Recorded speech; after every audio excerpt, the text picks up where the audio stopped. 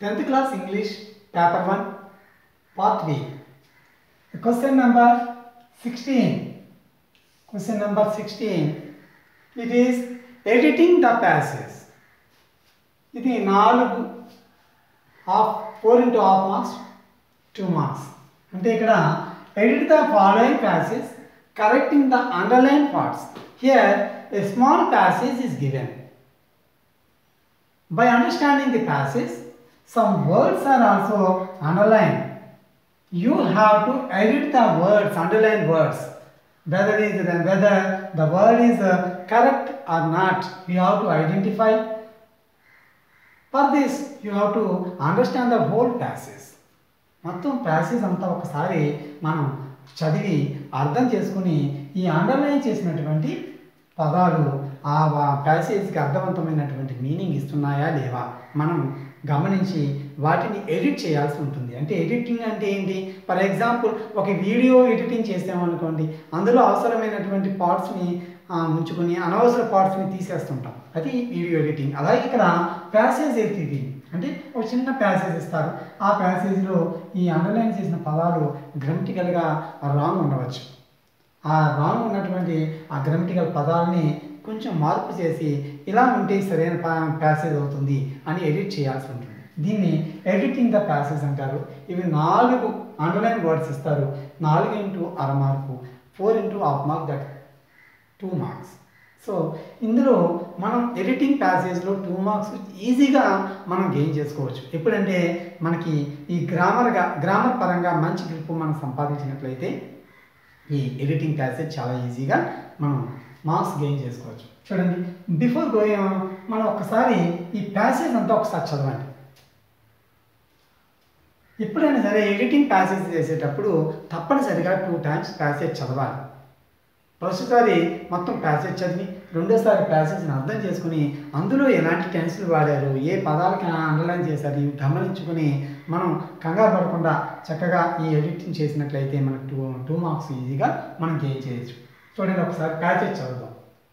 India is a ancient country and according to some estimates Indian civilisation was about 5,000 years of age.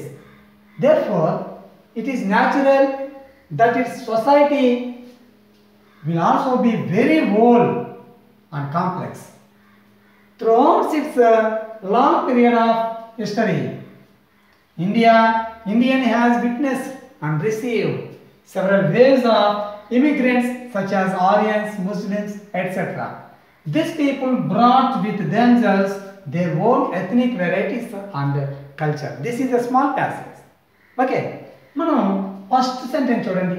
India is a ancient country. A underline చేస్తారు. అసలు ఏ అనేది మనకి ఏంటది? English గ్రామర్లో ఏ అనేది ఎక్కడ మనం చూస్తుంటాం? ఏ,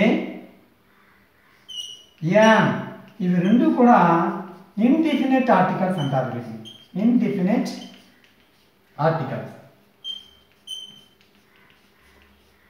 అదే ది అనేది డిఫినిట్ ఆర్టికల్. డిఫినిట్ ఆర్టికల్ అంటే ఏంటి? Yes, this is the pen which I lost yesterday. ఇది ఆ పెన్ నేను ఏదైతే నేను పోగొట్టుకున్నానో ఆ పెన్ను ఫలానా డెఫినెట్గా స్పెసిఫిక్ చేసినట్లయితే దాన్ని డెఫినెట్ ఆర్టికల్ అంటారు.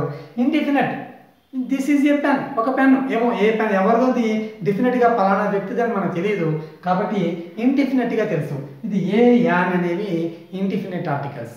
డిఫినెట్ ఆర్టికల్ అంటే ది. ఇక్కడ ఏ ఎప్పుడు వాడాలి, యాన్ ఎప్పుడు వాడాలి, ఈ విషయాలు మనం తెలుసుకున్నట్లయితే కంపల్సరీగా ఈ ఎడిటింగ్ ప్యాసేజ్లో ఒక ఆర్టికల్ ఉంటుంది. అది ఈజీగా మనం కనిపెట్టడానికి ఈజీగా ఉంటుంది. చూడండి, యాన్ అనేది సాధారణంగా ఎప్పుడు వాడతామంటే మన తెలుగులో ఆ ఈ ఎలా అచ్చులు ఉన్నాయో, కాకా గాగా అనేవి హల్లులు ఎలా ఉన్నాయో ఇంగ్లీష్లో కూడా కొన్ని హచ్చులు హల్లులు ఉంటాయి. ఏఈ, ఐఓయు ఇవి 5 కూడా ఇంగ్లీష్ ఓవెల్స్. సాధారణంగా చాలామంది విద్యార్థులు ఏమనుకుంటారంటే ఏఈఐఓతో స్టార్ట్ అయిన ప్రతి పదానికి కూడా యాన్ అనే ఆర్టికల్ వాడాలి అని చెప్పేసి వాళ్ళు కన్ఫ్యూజ్ పడుతుంటారు. కానీ ఇక్కడ చిన్న ట్రిక్ ఏంటంటే మనకి ఏఈఐఓయులు అనేవి అచ్చులు ఇంగ్లీష్లో. ఈ అచ్చులతో స్టార్ట్ అయినంత మాత్రాన యాన్ అనేది వాడకూడదు. మరి ఎప్పుడు యాన్ వాడాలి? అచ్చులు సౌండ్ రావాలి. సౌండ్స్ ముఖ్యం ఇక్కడ. అంటే తప్పనిసరిగా ఫర్ ఎగ్జాంపుల్ ఆపిల్ చూడండి, సౌండ్ ఎలా వచ్చింది? ఆపిల్. ఆపిల్ అంటే an apple. Umbrella an umbrella. అదేవిధంగా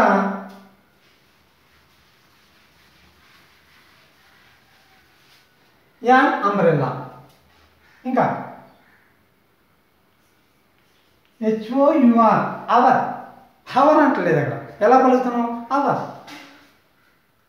యాన్ అవర్. ఇక్కడ చూడండి, అక్షరం అక్కడ పలకడం ముఖ్యం. అంటే యాక్చువల్గా మనం ఏఐఓతో స్టార్ట్ అయితే యాన్ ఎట్టుకోవాలనేది తప్పు కాదు. ఇది ఇక్కడ హెచ్ అనేది హెచ్తో స్టార్ట్ అయింది, కానీ ఇక్కడ పలకడం మాత్రం అవర్.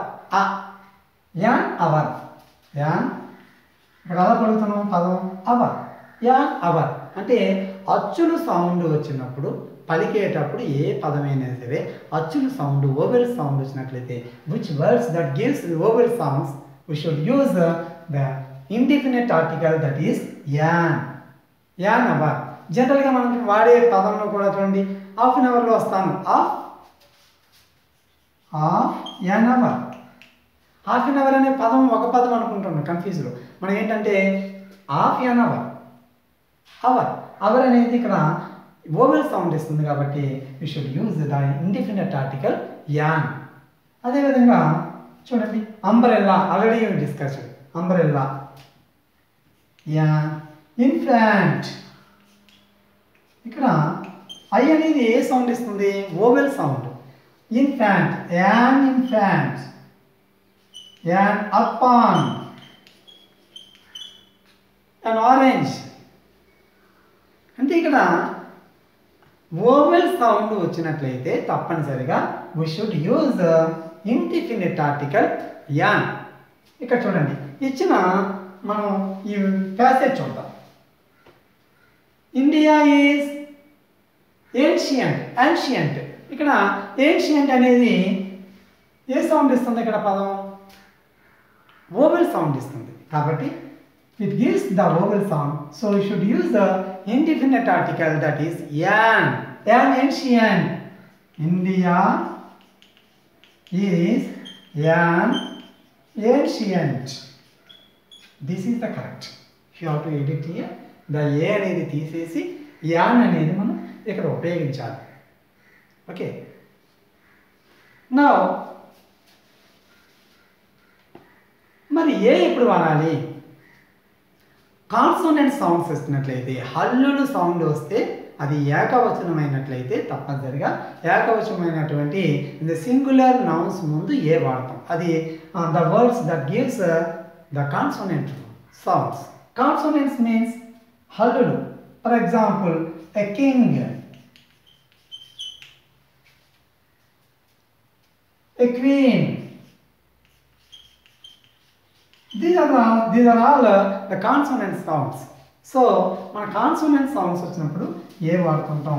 మరి అది డెఫినెట్ ఆర్టికల్ ఎప్పుడు వాడతామంటే ఆల్రెడీ ద కింగ్ గురించి ఒక వాక్యంలో ఒక సెంటెన్స్లో చెప్పాం. అదే కింగ్ గురించి నెక్స్ట్ సెంటెన్స్లో మరలా ఒకసారి as the king who is the great person అని చెప్పేసి ఆ కింగ్ గురించి మరలా మనం అక్కడ ప్రస్తావన తీసుకొచ్చినప్పుడు ది కింగ్ అన్నాం. The king. ఎస్ ఇక్కడ already once upon a time a king there was a king అంటాం. The king was very brave అంటే ఆ కింగ్ చాలా ధైర్యవంతుడు అని చెప్పడం. ఆల్రెడీ ఒకసారి కింగ్ గురించి మెన్షన్ చేసాం. అదే కింగ్ గురించి మళ్ళా రెండో సెంటెన్స్లో చెప్తున్నప్పుడు ద కింగ్ అంటే డెఫినెట్గా పలానా పర్సన్ అని చెప్పేటప్పుడు ది వాడతాం. అయితే ఇక్కడ మనం ఈ ప్యాసేజ్లో India is an ancient country, and according to some estimates Indian civilization was అనే దానికి అండర్లైన్ చేశారు ఇక్కడ. అయితే వాజ్ సరైనదేనా? అసలు వాజ్ అనేది ఎప్పుడు వాడతాం? Simple past tense. Simple past tense అంటే ఇక్కడ వాజ్ అనేది సాధారణంగా పాస్ట్ టెన్స్లో వాడుతుంటాం. అయితే మొత్తం ప్యాసేజ్ చూడండి ఒకసారి. మొత్తం ప్యాసేజ్లో అంతా కూడా ఇన్ ప్రెజెంట్ టెన్స్లో ఉంది. India is an ancient country, Indian civilization ఇక్కడ కూడా పాస్ట్ టెన్స్ వాడారు. నెక్స్ట్ అంటే చూడండి, will also be very old and complex. ఇలా ఇండియా హ్యాస్ విట్నెస్డ్ అంటే ప్రెజెంట్ పర్ఫెక్ట్ టెన్స్ వాడారు. అంటే ప్యాసేజ్ అంతా ఇంచుమించుగా ప్రెజెంట్ టెన్స్ సంబంధించినటువంటి టెన్సెస్ ఉన్నాయి. కాబట్టి మనం ఇక్కడ వాస్ బదులుగా ప్రెజెంట్ టెన్స్ వాడాలి. Indian civilization is, Indian civilization is about 5,000 years is ఇక్కడ ఎడిట్ చేయాల్సిన పార్ట్ ఏంటంటే బస్ బదులుగా ఈజ్ వాడాలి. ఎందుకు ఈజ్ వాడాలంటే ఇది మొత్తం ప్యాసేజ్ అంతా ప్రెజెంట్ టెన్స్లో ఉంది కాబట్టి మనం కూడా ఈ సెంటెన్స్ కూడా ప్రెజెంట్ టెన్స్లో మనం రాయాల్సి ఉంటుంది. So the next editing part is. The third, yes, therefore it is natural and that its society will also be very old and complex. Throughout this long period of history, India has witnessed and received. ఇక్కడ witness ఉంది, ఇక్కడ receive ఉంది.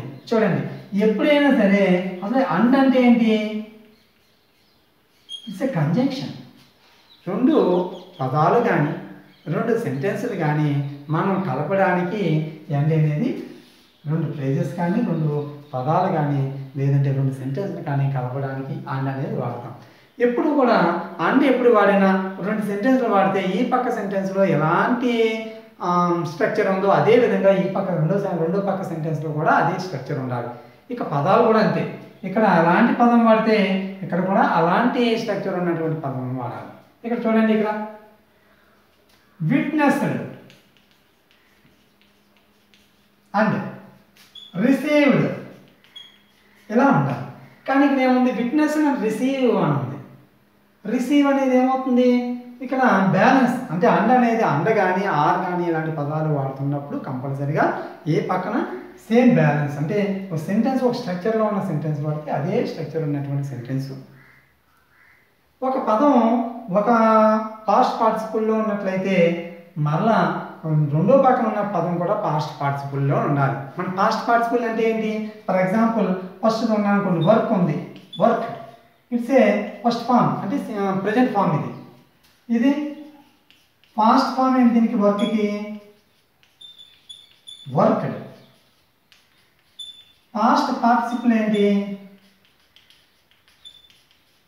Worked. మనకి వెర్బ్స్కి 3 forms ఉంటాయి. ఒకటి present form, రెండవది past form, మూడవది పాస్ట్ పార్టిసిపుల్ ఫామ్. ఇక్కడ అదేవిధంగా ఈ సెంటెన్స్ మనం చూసినట్లయితే విట్నెస్ అనేది పాస్ట్ పార్టిసిపుల్ వాడారు. ఎందుకంటే has plus third form.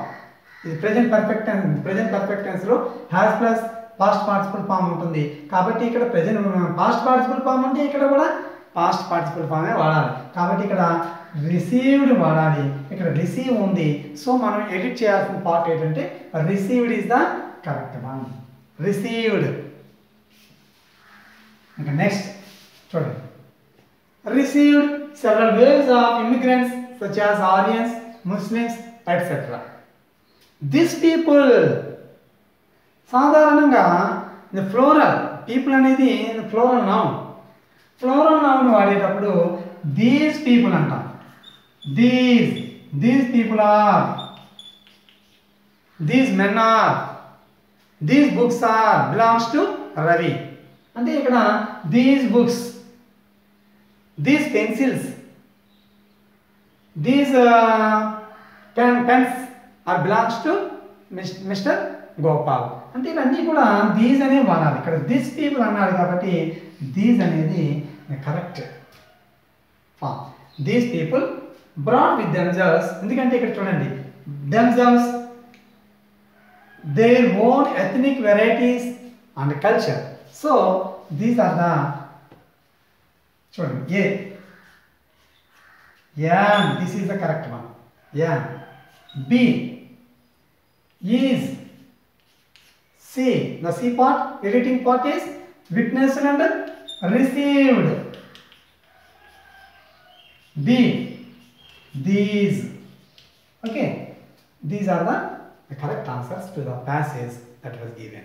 So, మనం ఈ ఆర్టికల్స్ మీద మంచి పట్టు సాధించినట్లయితే కంపల్సరీగా ఒక క్వశ్చన్ ఇందులో ఒక బిట్ ఆర్టికల్స్ మీద ఉంటుంది, ఒక టెన్సెస్ మీద ఉంటుంది. అదేవిధంగా ఈ అండరు అలాగే ఈ ప్రొనౌన్స్ ఇలాంటివన్నీ కూడా గ్రామర్ మీద మంచి పట్టు సాధించినప్పుడు ఈజీగా మనం ఈ ఎడిటింగ్ ప్యాసేజ్ అనేది ఈజీగా మనం ఆన్సర్ చేయొచ్చు.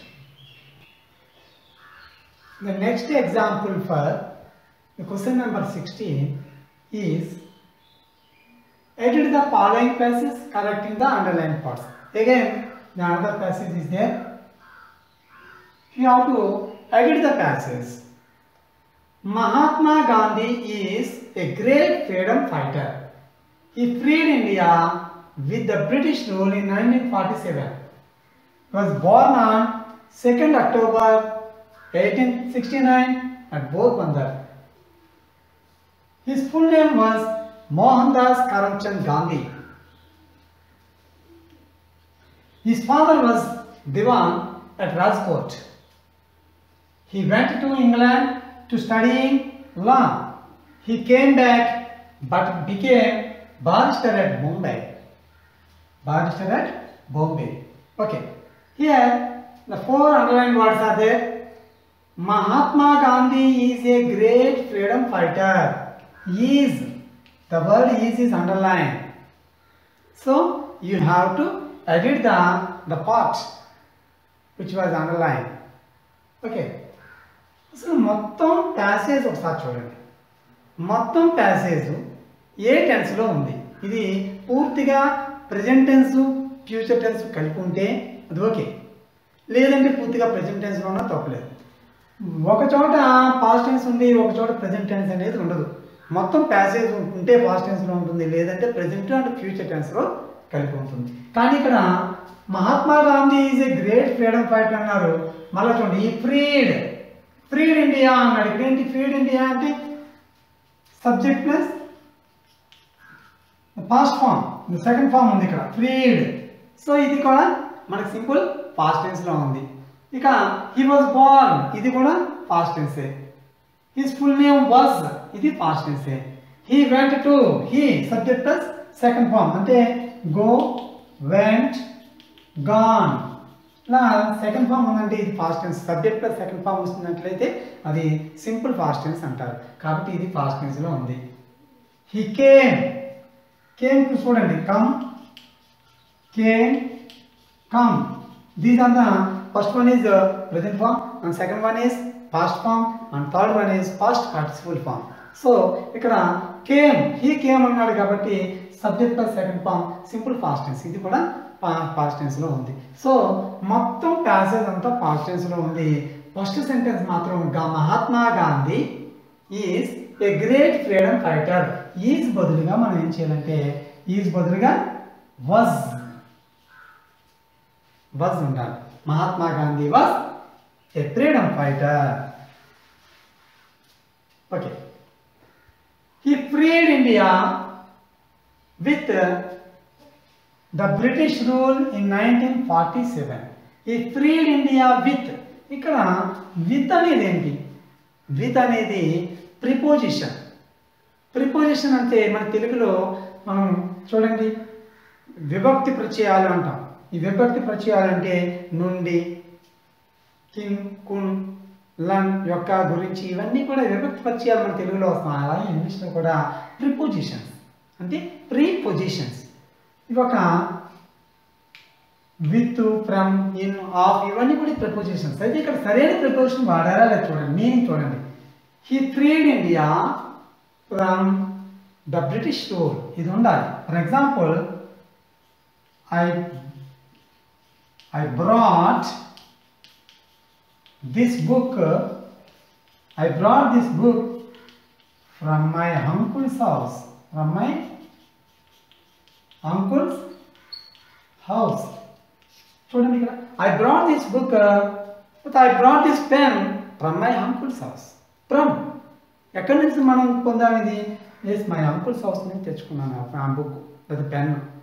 అలాగే ఇక్కడ చూడండి, ఈ freed India from British rule. Already we are under the rule of British పరిపాలనలో ఉన్నాం. ఆ బ్రిటిష్ వారి నుంచి మనం స్వేచ్ఛా స్వతంత్రాన్ని సంపాదించాడు. కాబట్టి ఎవరి నుంచి? From whom did he ఫ్రీడ్ India?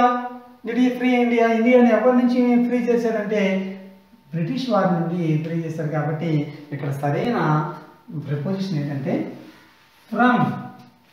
So this is the editing part is from. We freed India from the British rule in 1947. ఒక్కొక్కసారి మనకి ఇక్కడ కూడా అండర్లైన్ చేస్తాడు. ఇక్కడ ఆన్ 1947 అలా రాంగ్ ఇచ్చి అండర్లైన్ చేస్తాడు. అంటే ఇక్కడ ఇన్ అనేది సాధారణంగా మనం ఏదైనా సంవత్సరాలు చెప్పేటప్పుడు 1947 ఇన్ 1947 వస్తుంది. అంటే కొన్ని సందర్భాల్లో సిన్స్ కూడా వస్తుంది. అది మరలా తర్వాత మన వీడియోస్లో మనం వాటి గురించి తెలుసుకుందాం. అంటే present perfect tense, present perfect continuous వచ్చేటప్పుడు ఆ సెంటెన్స్లో ఉన్నప్పుడు సిన్స్ మనం ఫర్ వాడుతుంటాం. ఇక్కడ సిన్స్ అనేది సంవత్సరాలు పాయింట్ ఆఫ్ టైం ముందు సిన్స్ వాడుతుంటాం. అది వేరే సందర్భంలో చెప్తాను. సాధారణంగా 1947లో మనం ఇక్కడ he ఫ్రీడ్ India from the British rule in 1947 అంటే ఇన్ అనేది వాడుకుంటారు. సాధారణ సంవత్సరాల ముందు ఇన్ జనరల్గా ఇన్ జనరల్ సైన్స్ మనం ఇన్ అనేది ప్రిపోజిషన్ వాడుతుంటాం. అలాగే ఏదైనా ఒక day on Sunday, I usually go to ground on Sundays అంటే on Sunday, on 2nd April and on 2nd October. 2nd October చూడండి ఇక్కడ he was born on 2nd October. On అనే preposition on 2nd October. October ముందు 2nd, 1st ఇలా ordinals వచ్చినప్పుడు ordinals cardinals ఉంటాయి మనకి. Ordinals అంటే ఏంటి? ఆర్డినల్స్ అంటే 1st, 2nd, 3rd వీటిని ఆర్డినల్స్ అంటారు. 1, 2, 3, 4 ఇవి కార్డినల్స్ అంటారు. ఈ కార్డినల్స్ ముందు మనం వాడడం కానీ the 1st October, the 2nd October, on the 1st October ఇలా ఆన్ 2nd October అని జనరల్గా ఈ preposition on వాడుతుంటాం. 1869 at Porbandar. His full name was Mohandas Karamchand Gandhi. His father was Diwan at Rajkot. He went to England to studying. What is the editing part? You have to identify. So, to study. Yes, this is to infinitive అంటారు. To infinitive అంటే ఎప్పుడు కూడా to తర్వాత first form of the verb వాడుతుంటాం. For example, I want to try to touch the roof. I want to lift this bag. I want to lift this bag. I want to read this letter. I want to read.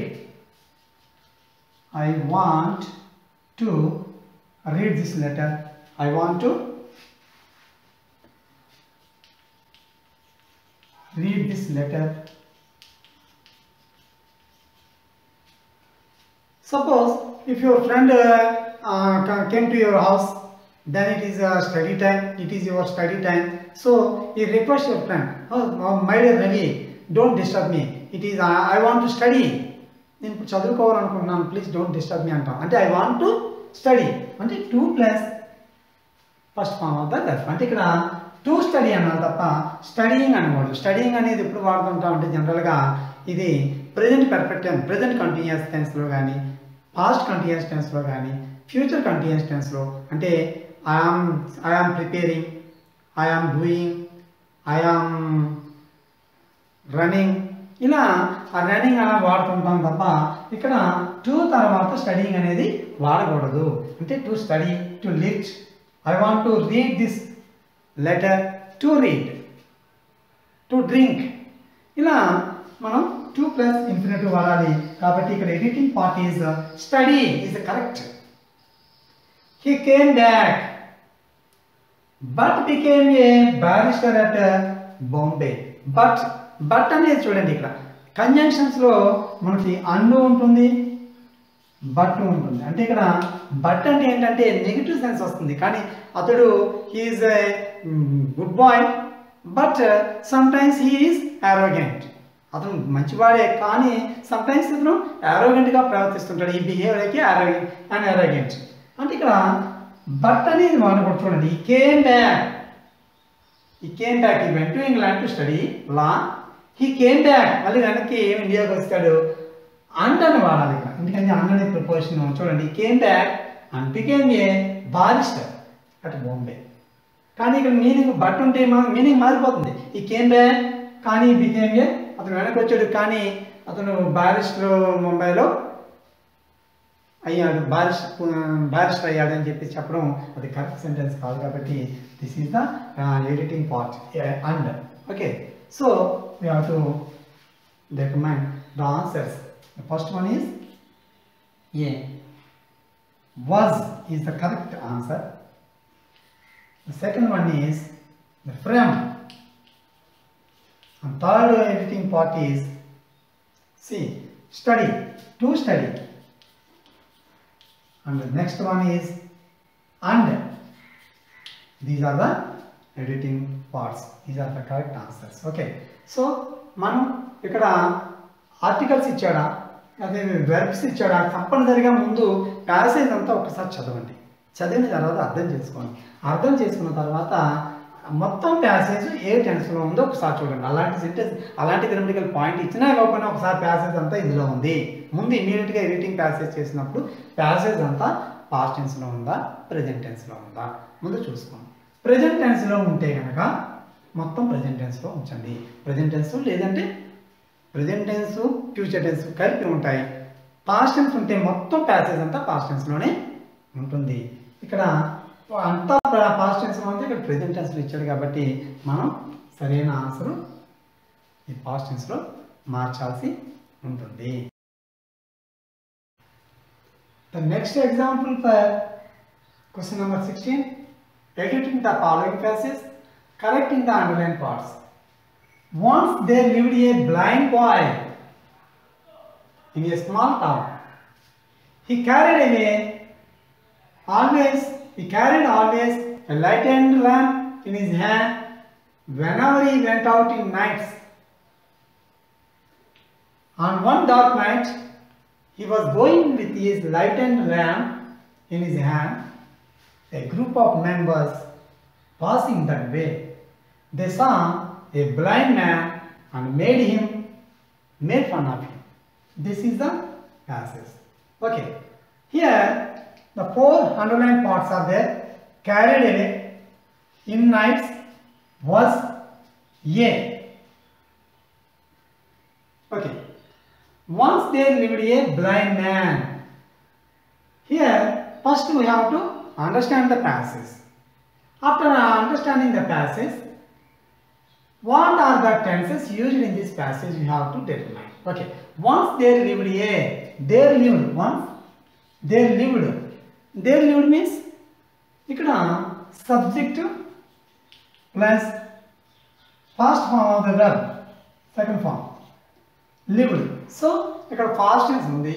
He carried, subject plus second form, simple past tense. Whenever he went, subject plus second form, simple past tense. He was going to, past continuous, this is also past tense. A group of men was, also past tense. They saw, simple past tense. So మొత్తం passage అంతా past tense లో ఉంది. ఒక విషయాన్ని మనం గుర్తుంచుకొని అవి remind చేసుకొని ఉంచుకోవాలి. Okay, now here once there lived a blind man in a small town. He carried away always a lantern lamp. చూడండి, ఇక్కడ ఎడిటింగ్ అంటేనే తారుమారుగా ఉన్నాయి, సరిగా పెట్టాలి. అక్కడ అవసరం లేనటువంటి పదాలని తీసేసి వేరే పదం ఉంచాలి. ఇలా ఎడిటింగ్ చేస్తున్నారు. ఇక్కడ చూడండి, ఈ క్యారీడ్ అవే ఎప్పుడు కూడా ఆల్వేస్ అనేది ఏంటి, యాడ్వర్బ్, క్రియా విశేషణం అని తెలుగులో అంటుంటాం. యాడ్వర్బ్ అంటే హీ ఆల్వేస్ ఇలా వాడాలి. కానీ ఇక్కడ ఎలా ఉంది, ఈ క్యారీడ్ ఆల్వేస్, ఈ always carried. This is the correct form, the structure, correct structure. He always goes to the park in the morning. He always writing notes very neatly. అంటే ఇక్కడ ఎప్పుడు ఎల్లప్పుడూ ఈ ఎల్లప్పుడు అనే అడ్వర్బ్ ని ఎప్పుడు కూడా ఈ సబ్జెక్ట్ తర్వాతే వాడుతున్నారు. హీ ఆల్వేస్, యూజువల్లీ, ఇలా usually, always, never, he never has come. అంటే ఇక్కడ ఇలాంటి అడ్వర్బ్స్ ఎప్పుడు కూడా సబ్జెక్ట్ తర్వాత వాడాలి. ఇక్కడ తారుమారుగా ఏం చేశారంటే ఇక్కడ క్యారీడ్ తర్వాత ఆల్వేస్ వాడారు. So you have to edit it. The correct form is he always carried. He always carried. Okay. A lighted lamp in his hand. Whenever he went out in nights, in a night అంటాం ఎప్పుడైనా. Yes, night అనేది ఎప్పుడు కూడా at night, at dawn, at night.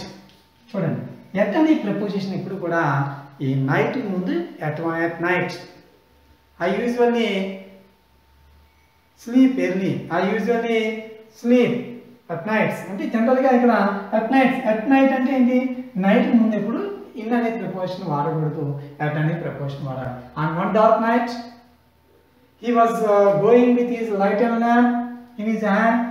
A group of men was, చూడండి ఒక్కసారి, a group of men, is it a singular or plural?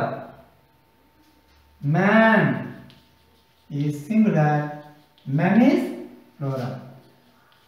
Woman is singular, woman is plural. Child is singular, children is plural. Okay, here a group of men, so it's a singular. This is singular subject.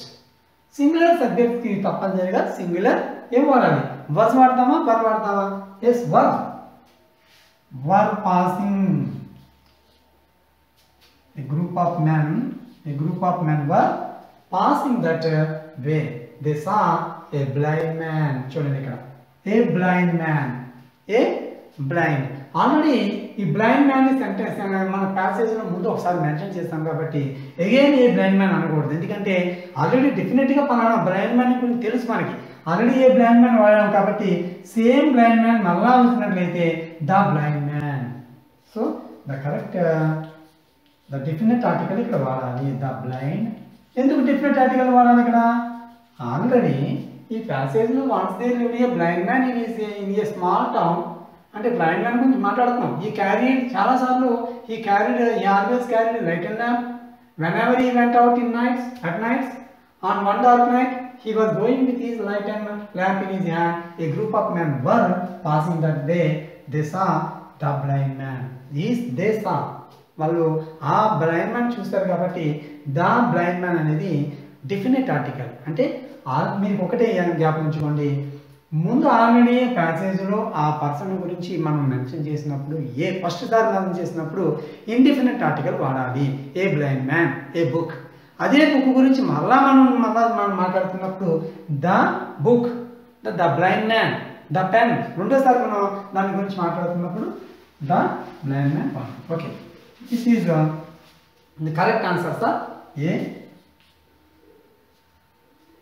Yes, always carried.